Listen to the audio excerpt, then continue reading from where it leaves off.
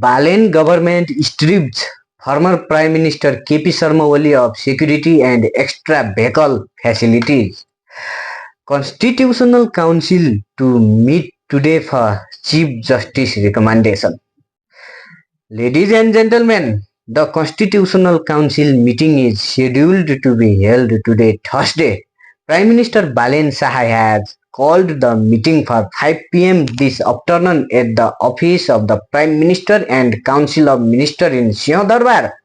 The discussion will focus on finalizing the recommendation for the appointment of the Chief Justice. Attendees will include Speaker Dol Prasad Aurel, National Assembly Chairman Narayan Prasad Dahal, Minister for Law, Justice and Federal Affairs Subita Gautam, Leader of the Opposition in the House of Representatives Bhishmaraj Angdambe and Deputy Speaker Ruby Kumari Thakur. According to the letter issued by the Council Secretariat, the main agenda is the recommendation for the appointment of the Chief Justice. The Prime Minister's Secretariat stated that the meeting was convened as a constitutional obligation to advance the leadership selection process in the Supreme Court. Previously, President Ramchandra Paurel had issued an audience regarding the Constitutional Council on Tuesday.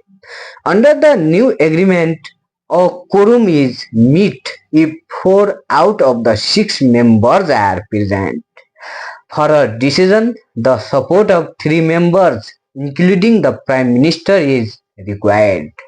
The Prime Minister serves as the chairperson of the Constitutional Council as per constitutional provisions.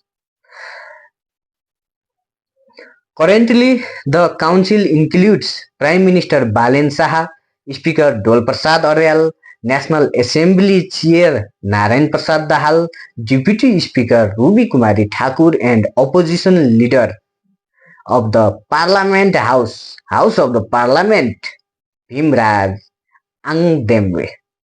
Acting Chief Justice Sapana Pradhan Malla will also participate in the council.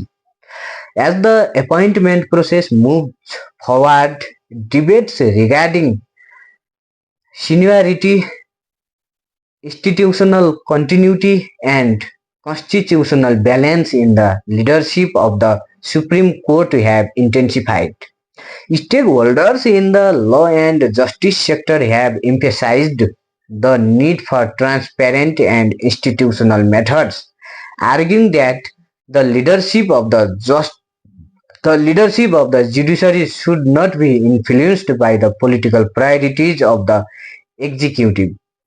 Since the restoration of the multi-party system, seniority has generally been the basis for appointing the Chief Justice.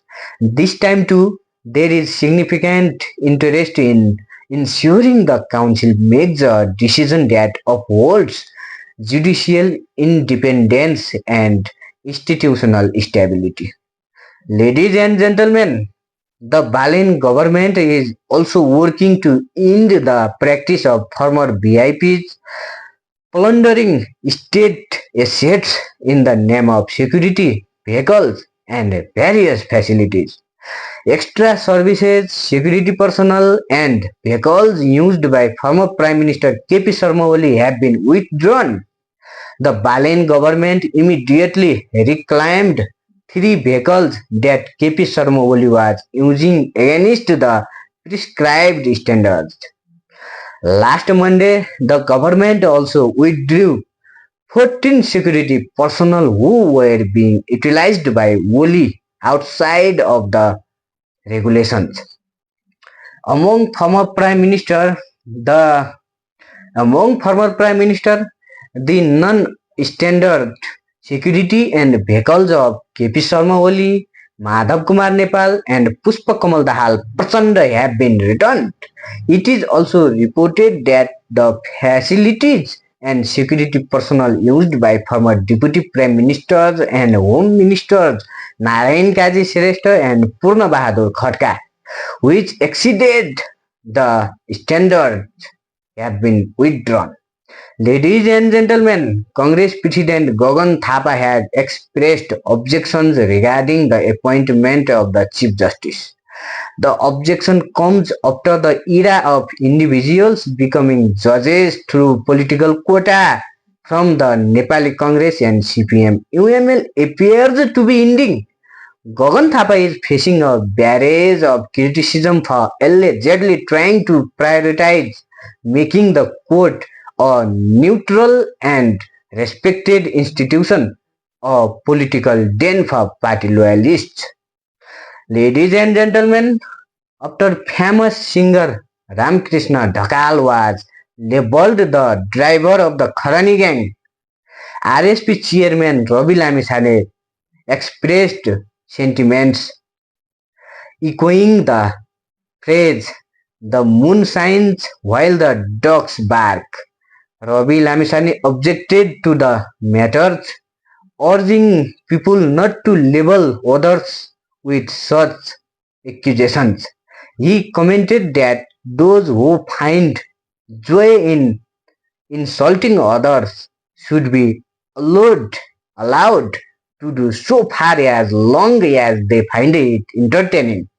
Ladies and gentlemen, how do you view the withdrawal of services and security from formal VIPs who were exploiting the national treasury beyond the set standards? Do you think the Balin government is doing the right thing or the wrong thing? Please share your thoughts in the comment. Thank you so much.